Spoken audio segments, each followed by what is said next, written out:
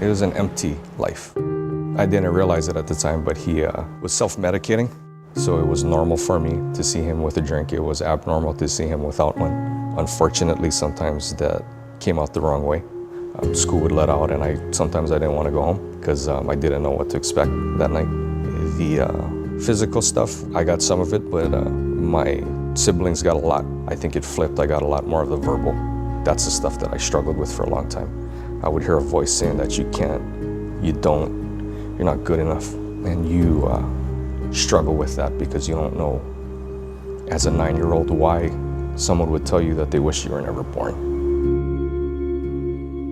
There's a hole in your heart that only God can fill. And I've been trying to fill that hole with worldly things, gambling, drinking. I knew that I didn't want to live like that anymore.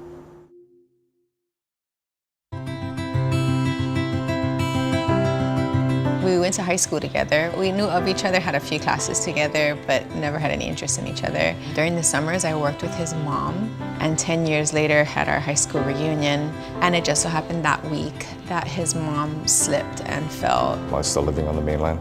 She had broken her leg the day I was supposed to fly back. As I was coming home that night, the road was merging and he cut me off to the point where I had to slam on my brakes. She chased me down the road and I said, oh geez, man, this is the last thing I need today. He rolled down his window when we got to the bakery and he was like, I'm so sorry, it's been 10 years. I forgot the road merged over there. And then when he took his hand down, he actually was crying. I said, hey, my mom's in the hospital. If you can go see her, that'd be great. And we started a conversation from there. His dad was too frail to take care of his mom, and so he gave up everything to come home. And that's 1 Samuel 16:7, you know, that God looks at the heart, not at the outward appearance. And that's what I saw. And I saw his heart. At that time, I was going to church, but I didn't want to be pushy with church because he wasn't going to church. And so I invited him a few times if he wanted to come to service. Mom had been praying for me for a while to go to church.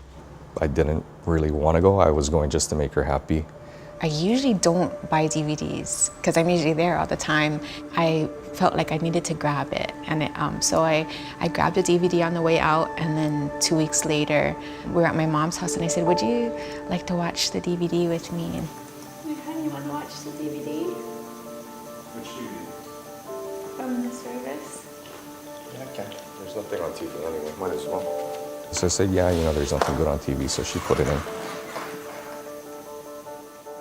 Everything in that service, he was already very, listening intently, but it was during that song. Every line that she sang was piercing me because it was like she was talking to me, and the words were talking to me.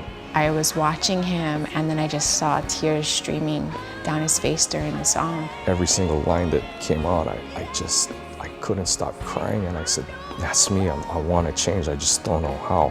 And I need a hand because I've been trying to do this my whole life and be who I'm supposed to be, but I can't. And then during the altar call, he just put his hands up and just bawled.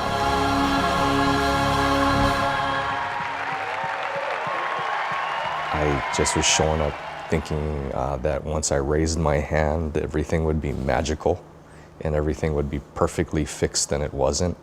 Man, I think it must have been like 5 years of doing that, coming to church and showing up and putting on the church face and thinking that I was okay, and I wasn't. It hasn't been easy. You know, there's always growing moments. Probably one of the hardest things was because of my health, the doctors told me not to have any more children because I'd be risking my life. So I think that was hard on him. Things are said sometimes whether it's in anger or in hurt, and I hung on to that to where it made me draw away from him. I wasn't who I was supposed to be. I wasn't the guy that I had promised that I would be. There was still a lot of work that I had to do and a lot of work that I had to put in. But getting plugged in was what really had kind of accelerated that growth. Finding myself at a ministry that one of the pastors had suggested to help me deal with some of the things that I was going through. And that was what Life Change was. It helps to see those things and recognize those things and be in a community of people who are going through the same things. And it was just a time that helped me to really, really honestly heal. Having a family of God, having New Hope Oahu, it's been our support system, and it's just been where we get our joy from, our wisdom from. No matter how big our problems may seem, how bad it may seem, there's nothing that God can't fix. And there's nothing that God doesn't know about. To understand that there was a reason for everything that I'd gone through. Even though at the time I didn't understand it, and even though at the time I would cry out to him and ask him to help me, and ask him, where are you in the middle of all of this? Even though I'd let him down countless times, that he still loved me, that he still had a future for me, and he still wanted the best for me. The blessing was that God still wanted to save his dad, and he did in the end. More so as we go through the years, I see that God's hand is upon him and that he has great plans for him.